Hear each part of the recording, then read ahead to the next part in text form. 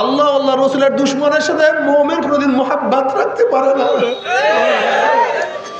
মুহাব্বত রাখতে পারে না, সম্পর্ক রাখতে পারে না।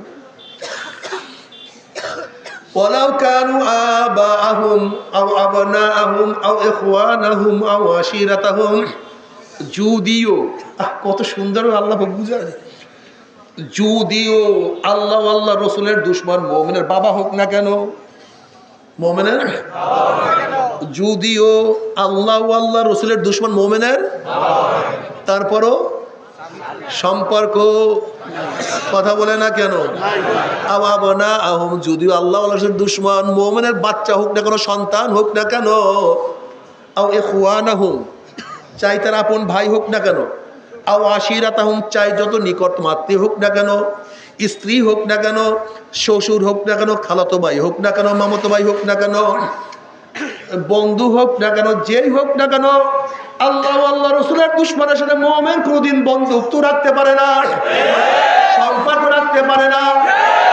বলতে পারবো যে সংবাদ কিভাবে, এটা হয় কিভাবে, বোকা তুমি কেন খেয়াল করো না? বাদশার মেয়ে প্রেমে পড়ছে গোলামের, বাদশার মেয়ে গোলামের প্রেমে পড়ছে, এখন ওই অন্তরের মধ্যে শুধু যার প্রেমে পড়ছে সেই আর অন্য কিছু দেখে না। কিসের বাবা, কিসের মা, কিসের আত্মীয়, কিসের স্বজন তুমি কি দেখো নাই? হাজারো মেয়েরা, হাজারো সন্তানেরা প্রেমে পড়িয়া চলিয়া যায়, বাবাকে ভুলিয়া যায়, মাকে ভুলিয়া যায়, সবাইকে ভুলিয়া যায়। যার প্রেমে পড়ছে শুধু অন্তরের মধ্যে তুহি তু হয়, তুহি তু হয়, তুহি তু। দুনিয়ার সামান্য একটা মানুষের প্রেমে পড়িয়া যদি বাবা ভুলতে পারে, মা ভুলতে পারে, দুনিয়ার সামান্য প্রেমে পড়িয়া যদি বংশ ভুলিয়া যায়, ইজ্জতের কথা মনে নাই, সম্মানের কথা মনে নাই, তা আমার মাওলার প্রেম কি এত কম হয়ে গেল? মাওলার প্রেম কি এত দুর্বল হয়ে গেল? মাওলার প্রেমের মধ্যে যে ব্যক্তি পড়বে সে কেন বাবাকে ভুলতে পারবে না? মাওলার প্রেমে যে পড়বে সে কেন মাকে বলতে পারবে না? हर तमन्ना दिल से रुखसत हो गई, अब तू आजा, अब तो खिलवत आ गई। हर गुल में तू है, रंग में तू है, वो में तू, जिधर देखता हूँ मैं तू ही तू है, तू ही तू है, तू ही। ओ যুবকরা, আমার মাওলার আশিক কেন হবো না? আমার মাওলার পাগল কেন হবো না? তুমি কি দেখো না ইসমাইল আলাইহিস সালাতু ওয়াস সালাম মাওলার প্রেমে পড়িয়া অল্প বয়সী, মাত্র বালক, 7-8 বছর বয়স, আমার মাওলার প্রেমে পড়িয়া ছুরির নিচে নিজের গর্দানকে ঝুঁকাইয়া দিছে আমার মাওলা। আল্লাহ, ইয়া আবাতি ফাল মা তুমার, ও আমার বাবা, আমার মা শুধু যে আদেশ করছে সেই আদেশ আপনি পালন করতে থাকেন।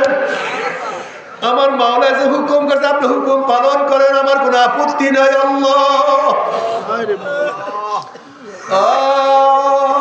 যুবক বাবারা, হযরত মুআয রাদিয়াল্লাহু আনহুমা আমার নবীর প্রেমে পড়িয়া, আমার মাওলার প্রেমে পড়িয়া, আরে যদি অল্প বয়সে বদরের ময়দানে হাজির হইতে পারে, সেই মাওলার প্রেমে পড়িয়া কেন তুমি আমি মাওলার ইবাদত করব না? মাওলার দুশমনের বিরুদ্ধে কেন লড়াই করব না? আসলে মাওলার ইবাদত আমরা জানি না। আল্লাহ রে,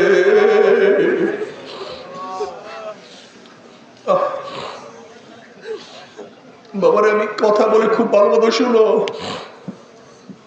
ঘরের মালিকের সাথে পরিচয় দিয়ে থাকে, রাত 3টার সময় যদি ঘরের মধ্যে ঢুকো, যখনই দরজায় নক করবা, আওয়াজ দিবে কে? তুই বলে আব্বা আমি আপনার জামাই আব্দুল্লাহ আসছি, অমনি শ্বশুর লাভ দিয়ে উঠবে, জলদি দরজা খোল, পানির ব্যবস্থা কর, বিছানার ব্যবস্থা কর, খানার ব্যবস্থা কর, জামাই এত রাত্রে কেন আসছে, কোন বিপদে পড়ছে, জলদি সবাই ওঠ। যেহেতু ঘরের মালিকের সাথে পরিচয় আছে, কোনো টেনশন নাই। কিন্তু ঘরের মালিকের সাথে পরিচয় না করিয়া যদি ঘরের মধ্যে নক করো, অমনি চোর আসছে, ডাকাত আসছে, পিটা, ওকে মার, ওকে বান্ধিয়া ফেলা।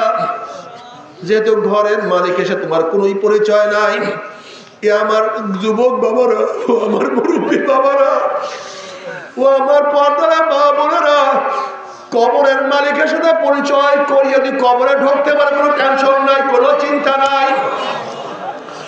যখনই আল্লাহর ওলিরা, আল্লাহর বন্ধুরা কবরের মধ্যে যাবে, আল্লাহ পাক ডাক দেবে, ফেরেশতারা আমার বন্ধু আসো, আফরুশুল ফরাশা মিনাল জান্নাহ ওয়াল বিসু মিনাল জান্নাহ।